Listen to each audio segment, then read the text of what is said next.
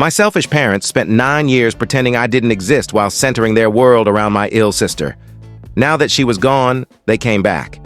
But I made sure they would regret it. I was only 6 years old when my parents announced I would be staying with my grandparents for a while. It sounded like an adventure to me. I loved visiting them. Gran always had cookies ready, and she let me watch cartoons way past my bedtime. Grandpa would take me out into the garden to pick tomatoes. Even though I wasn't a fan of tomatoes, I loved spending time with him. So when they said I'd be living there for a little bit, I didn't think twice. I do remember that my mom seemed unusually quiet that day. When she hugged me goodbye, it didn't feel like her usual warm hug. It felt stiff, almost mechanical. My dad was rushing around like he had somewhere important to be. When he dropped me off, he barely said goodbye. He didn't even come inside, just waved briefly before driving off. At that age, I thought maybe he was just busy. It's funny how kids don't see the whole picture. I didn't know yet that I was being left behind. At first, I kept asking Gran when my parents were coming back. She would smile and say, "Soon, sweetheart." I truly think she believed that herself at first. We all did. But days turned into weeks, and weeks became months. Eventually, Gran stopped trying to give answers. She just looked sad whenever I asked. Grandpa, who was usually so cheerful, started shaking his head and muttering under his breath whenever my parents were mentioned. The real explanation finally came from my uncle, my dad's younger brother. He had always been someone who didn't sugarcoat things. One day I was playing in the backyard when he came over. He sat me down on the swing set and gently explained that my parents weren't coming back. "Not for a while anyway," he said. "They think it's better for you to stay here." I didn't understand. Why was it better? Why weren't they coming back? He tried to explain that my sister was very sick and my parents needed to focus on her. Even at 6, that didn't feel right to me. Why couldn't they take care of both of us? Why did I have to be sent away? He didn't have the answers, and I could tell he was upset with them too, even if he didn't say it out loud. That night, I cried harder than I ever had before. Not just normal crying, full-body sobbing, the kind that makes it hard to breathe. Gran sat with me on the couch, rocking me back and forth like I was a baby again. She didn't say much, she just let me cry. I think that's when it finally hit me. They weren't coming back. Living with Gran and Grandpa wasn't bad, though. They were kind and loving, and they did their best to give me stability. But they were old, and raising a young child was hard for them. That's when my uncle and aunt started stepping in more. My uncle, who didn't have children of his own, began visiting more often. At first, he just helped around the house, fixing things, mowing the lawn, taking me out for ice cream when he noticed I was sad. Eventually, it became obvious that my grandparents couldn't keep up full-time. My uncle and his wife offered to take me in. I didn't want to leave Gran and Grandpa, but they sat me down and explained that it was for the best.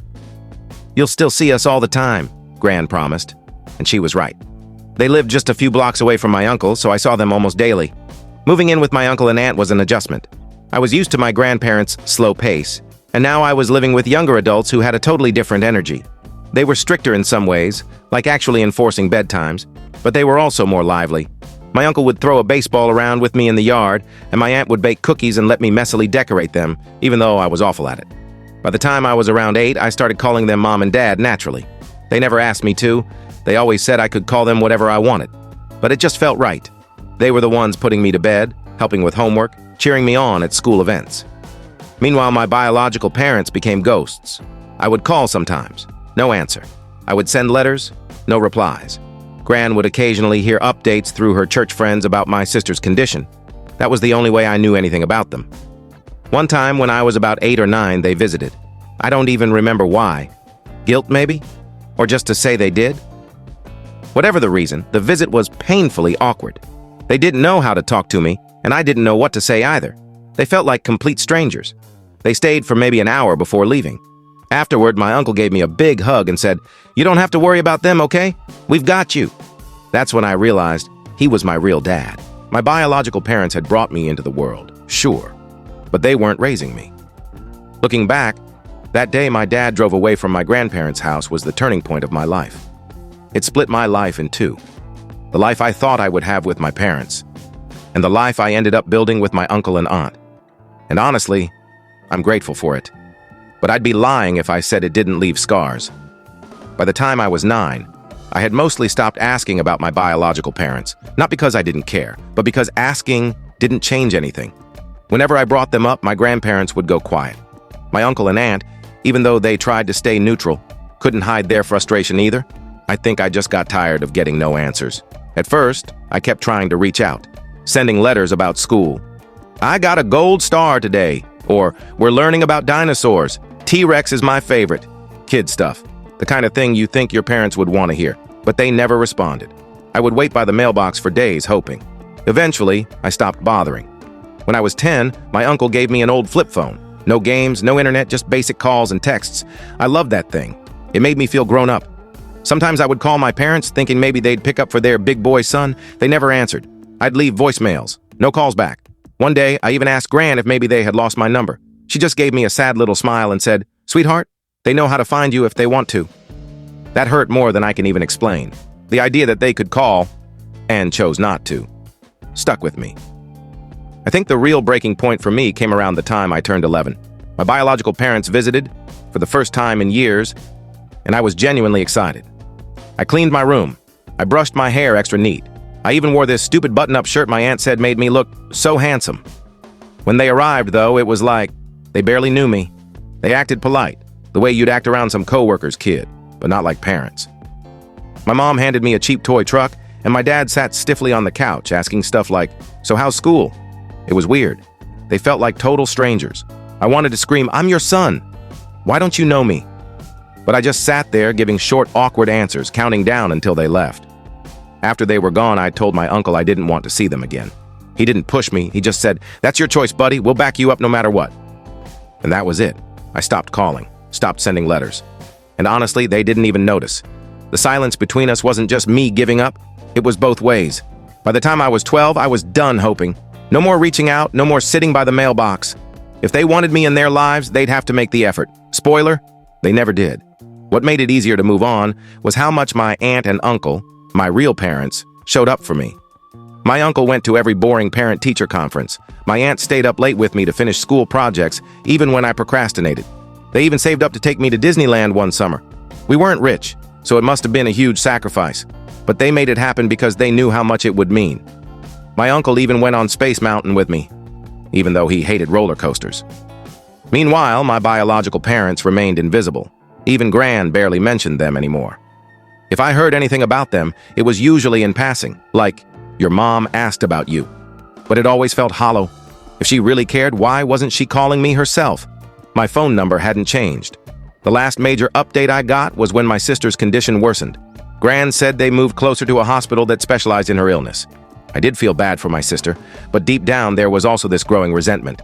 They could rearrange their whole lives for her, but couldn't even pick up the phone for me? I tried not to dwell on it too much. My life with my uncle and aunt, my parents, was good, stable, loving. I still saw Gran and Grandpa all the time. They always made sure I felt wanted. By the time I reached my teens, I had made peace with it. My biological parents weren't really my parents anymore, not in the ways that counted. It was my uncle and aunt who had earned that title. Still, that sense of being throwaway, like I was disposable, never fully went away.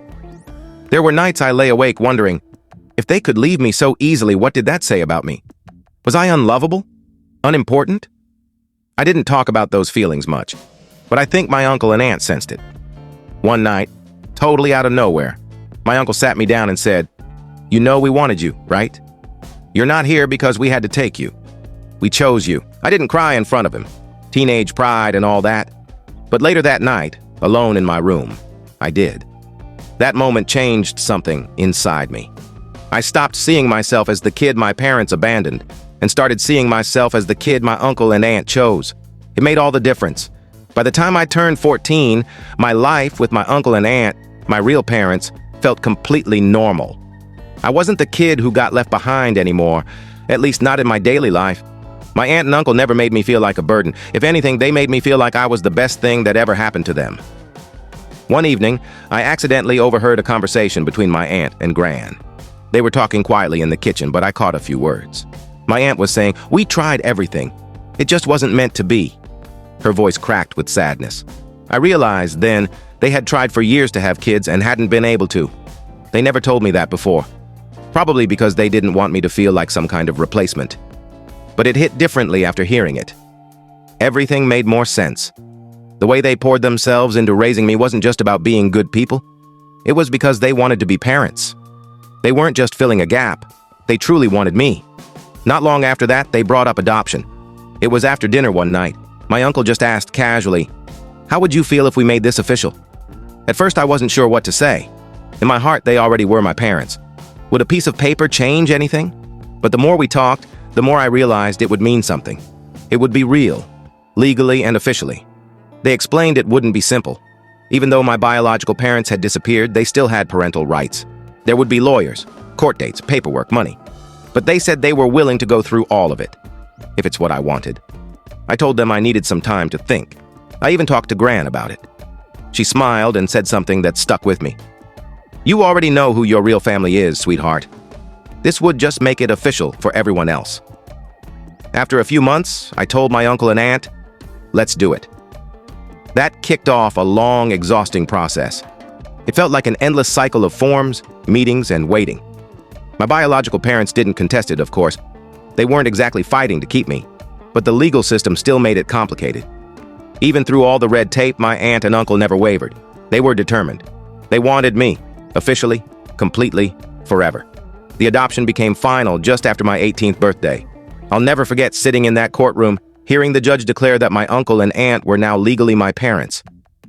It didn't feel real at first. I had waited so long for that moment that when it finally happened, I didn't even know how to react. Afterward, my uncle hugged me tight. I could tell he was trying not to cry. "We've always been your family," he whispered. "This just makes it official." That night, we went to my favorite pizza place to celebrate. It wasn't anything fancy, just a cozy little dinner. But it was perfect. My aunt kept calling me her miracle kid, and my uncle joked, "You were just delivered to the wrong address at first, but we found you." Looking back, that day stands out as one of the happiest in my life. Not because anything changed between us, it didn't, but because it erased any lingering doubt about where I truly belonged. The adoption changed how I thought about my biological parents, too. For years, I had carried around the weight of feeling unwanted. But that day, I realized their rejection didn't define me. My family's love did. From then on, I started calling my uncle and aunt mom and dad full-time. It wasn't something we planned. It just happened naturally. The first time I said, "Thanks, Mom," when my aunt handed me a plate of food, her whole face lit up. The adoption also marked the moment I finally let go of my biological parents emotionally. Before that, I think a tiny part of me still held out hope that they would come back, that they would apologize, that they would somehow make it right. But after the adoption, I realized I didn't need them anymore. I already had everything I needed. Around the same time, I started college. My new parents, it still feels a little strange calling them that even now, were my biggest supporters. They helped me fill out financial aid forms. They drove me to tour campuses. They even gifted me a brand new laptop when I graduated high school. When I moved into my dorm, my aunt cried and my uncle pretended he didn't. College felt like a clean slate in a lot of ways. For the first time, I was surrounded by people who didn't know anything about my past. I didn't have to explain why I didn't talk to my biological parents, or why my uncle and aunt were actually my mom and dad. I could just be myself. Of course, I still went home for every holiday and long weekend. Every time I walked through that front door, my mom, my aunt, but really my mom, would have fresh cookies waiting. And my dad and my uncle, but really my dad, would sit me down and ask about every little detail of my classes. They never stopped making me feel like I belonged. In a way, being adopted at 18 meant more than if it had happened when I was younger. I was old enough to truly understand what it meant. It wasn't just about being taken in. It was about being chosen. My aunt and uncle hadn't just raised me because they had to. They had wanted me. That's something my biological parents never did. I was 20 years old when my sister passed away. It was late November, right after Thanksgiving. I hadn't seen or spoken to her in years, so the news hit me in a strange way. I didn't cry, but it felt like a heavy weight settled on my chest. Gran was the one who called to tell me. "Sweetheart, I need to tell you something," she said gently. "Your sister passed away last night." Her voice was steady, but I could tell she was trying not to cry. Gran had always stayed more in touch with my biological parents through her church circle.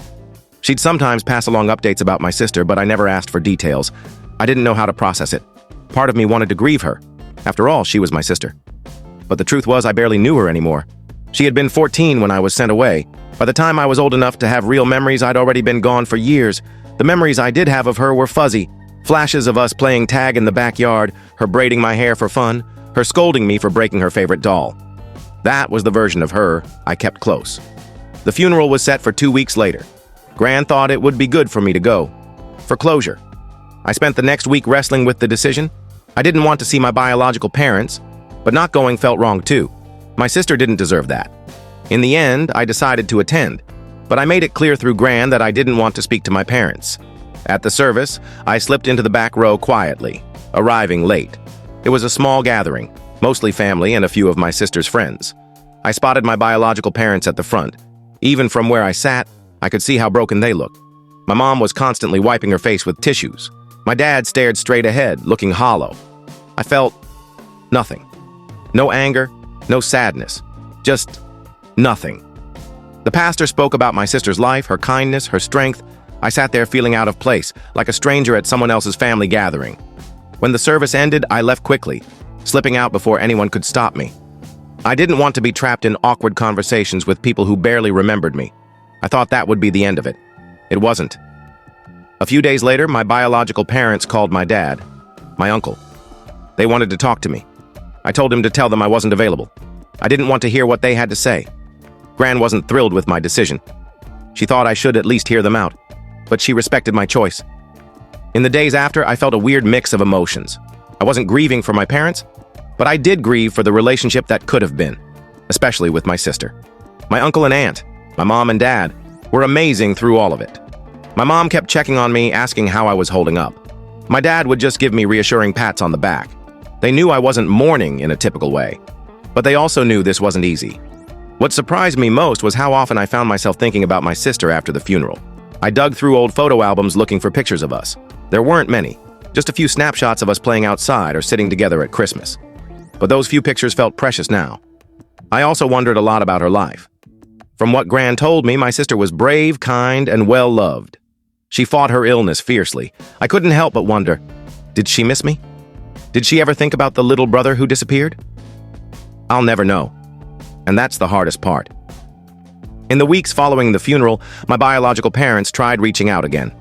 They sent a card through Gran, saying they wanted to talk. I ignored it. I wasn't ready. Maybe I never would be. The funeral didn't give me closure, not the way Gran had hoped. If anything, it reopened old wounds, but it also solidified something for me. My biological parents were strangers now. They had given me life, but they hadn't raised me. They hadn't loved me when it mattered most. My real family was the one that had stayed. Christmas that year felt a little different. It was the first Christmas after my sister's funeral, and though I hadn't been close to her, her absence was a shadow over the season. Still, my family, my aunt, uncle, and Gran made it special. They decorated the house from top to bottom.